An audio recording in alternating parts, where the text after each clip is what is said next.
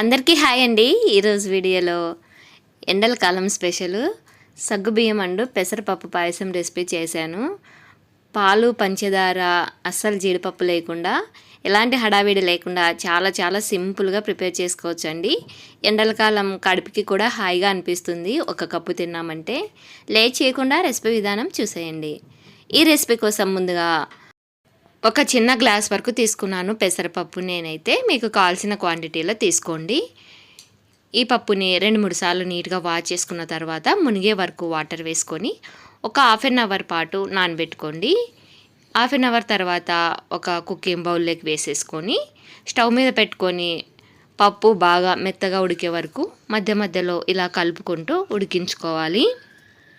పెసరపప్పు నాని ఉంటుంది కాబట్టి చాలా తొందరగా ఉడికిపోతుందండి. మీకు నానబెట్టే టైం లేకున్నా పర్వాలేదు, అప్పటికప్పుడు మనం స్టవ్ మీద పెట్టేసుకున్నా తొందరగా ఉడికిపోతుంది.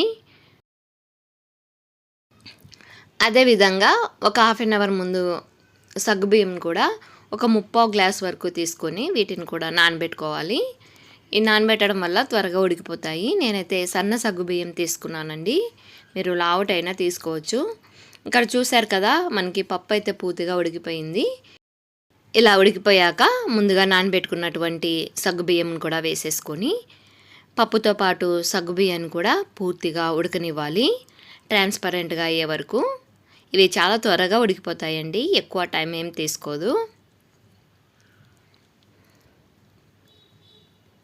ఇలా మధ్య మధ్యలో కలుపుకుంటూ ఉడికించుకోండి, అడుగు పట్టకుండా ఉంటుంది.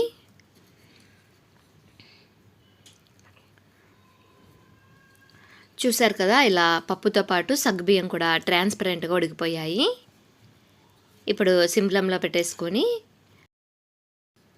ఇందులోకి ఒక కప్పు వరకు తురిమిన బెల్లం వేసేసుకొని బెల్లం కరిగే వరకు ఇలా కలుపుకుంటూ ఉడికించుకోవాలి.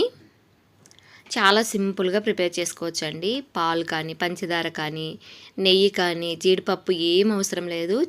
అన్ని ఇంట్లో ఉన్న వాటితోనే చాలా సింపుల్గా ప్రిపేర్ చేసుకోవచ్చు. టేస్ట్ మాత్రం చాలా బాగుంటుంది. ఎండల కాలంలో కడుపుకి కూడా హాయిగా అనిపిస్తుందండి. తప్పకుండా ట్రై చేయండి. ఇలా బెల్లం అంతా కరిగిపోయాక స్టవ్ ఆఫ్ చేసేసుకొని దింపేసుకోండి. నెక్స్ట్ స్టవ్ మీద ఏదైనా ఒక ప్యాన్ పెట్టుకొని అందులోకి 1 టేబుల్ స్పూన్ వరకు ఆయిల్ వేసుకున్నాను. మీ దగ్గర గీ ఉంటే గీయే వేసుకోండి. నా దగ్గర లేదు కాబట్టి నేను ఆయిల్ వేశాను. ఆయిల్లో పచ్చి కొబ్బరిని ఇలా 3 టేబుల్ స్పూన్ వరకు వేసుకొని బాగా కలర్ చేంజ్ అయ్యే వరకు వేయించుకోవాలి. మనకి కొబ్బరి ఆయిల్లో వేయించినా కూడా కమ్మగా బాగా స్మెల్ వస్తూ చాలా బాగుంటుందండి. ఇలా కలర్ చేంజ్ అయ్యే వరకు వేయించుకున్నాక స్టవ్ ఆఫ్ చేసేసుకొని ఈ వేయించుకున్న కొబ్బరిని కూడా మనం ముందుగా ప్రిపేర్ చేసి పెట్టుకున్న పాయసంలోకి వేసేసుకోవాలి.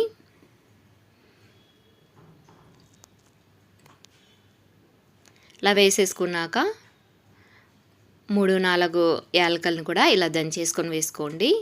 ఇప్పుడు ఇవన్నీ బాగా కలిసేటట్టుగా కలిపేసుకొని పూర్తిగా చల్లారాక సర్వ్ చేసుకుంటే కూల్గా సర్వ్ చేసుకుంటే చాలా టేస్టీగా ఉంటుందండి.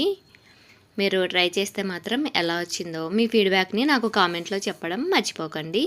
రెసిపీ నచ్చితే like and share and subscribe. Thanks for watching.